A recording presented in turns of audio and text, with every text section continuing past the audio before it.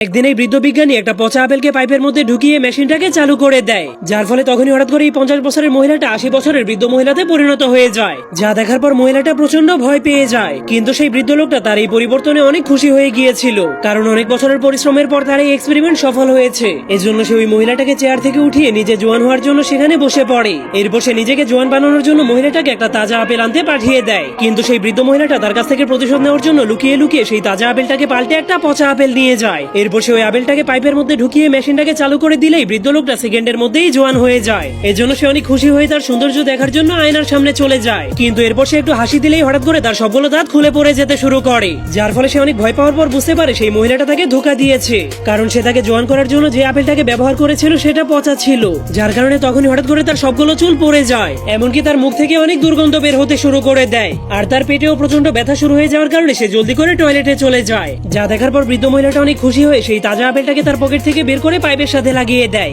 এরপর সে মেশিনটাকে চালু করে যখনই সে ওই চেয়ারের উপরে বসে পড়ে তখন সে একজন 20 বছরের যুবতীতে পরিণত হয়ে যায়। এজন্য সে অনেক খুশি হয়ে সেই বৃদ্ধ বিজ্ঞানীকে ফেলে সেখান থেকে পালিয়ে যায়।